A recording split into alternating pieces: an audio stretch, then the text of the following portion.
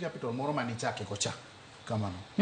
Hai lero kanyo makare ahinya jo ote moro ko be aneno kae kata kamano adwa ni walose wach mara chulo usuru kata gino mabendi luonga kanyo gi dongere ne filing returns ma jo halo nego be ni timo kaachiel kod gino ma compliance jogo matimo hala to gino hala kaka magi monego be ni ng'ato ponono file returns ge dwe ka dwe nikech nitere moko ma onego be ni file returns dwe ka dwe mano mar KRA to ponono en ohala ma osedongore machalo nade monego be ni ng'ato file returns dwe ka dwe kata ponono bang' higa achiel kaka jomoko sebedo katim.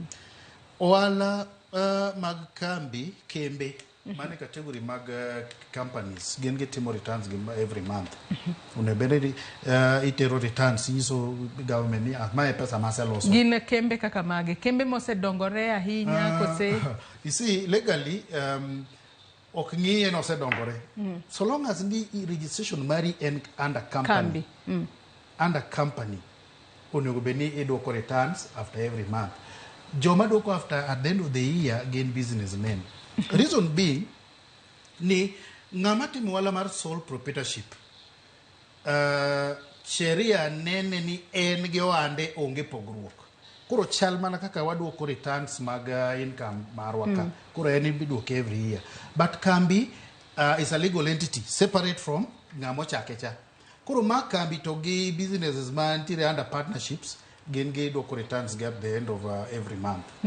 To ere gimo ang'o manyalo chopo nikech oyudo ni nitiere kembe mathoth maponono osemaki ni oguse koso mar chulo returns mag ji onego be ni timo ang'o mar mondo mi ka ponono ng'ato nitiere kod kambi kiko chop kamano makoro isei ni ok isebedo kichulo tax mar yo makare. Josi kelo penyo maber and penyo ni hapa ni jo KRA mawinjo they should listen and they should listen carefully.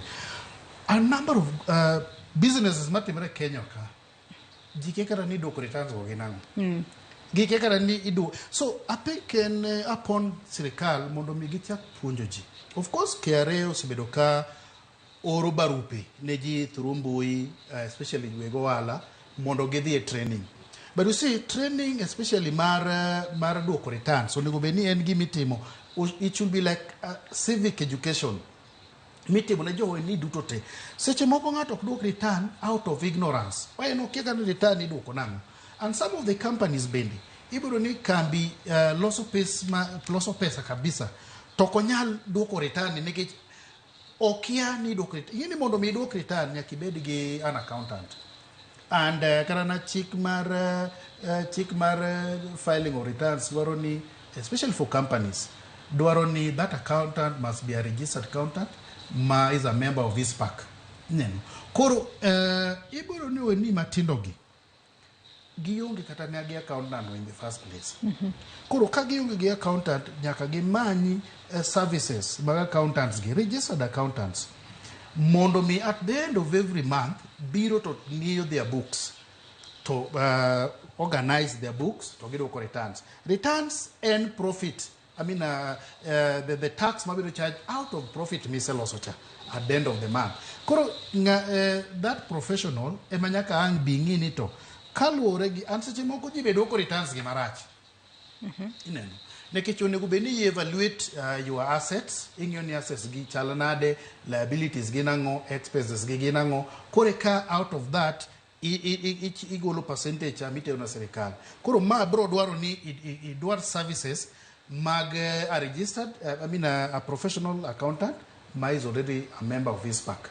So once this is done, kisetimo mae, then kambi ko dongore to kuri nyalo bedo gi an accountant ma en part of your kambi ma indicate ka to ka ionge go to nyaka ng'idhi man services elsewhere. Ada nasoma ne ote moro kae kokale Facebook kacha kama bende wantiere live okinyi makawuono ka bende ote makamano chwalno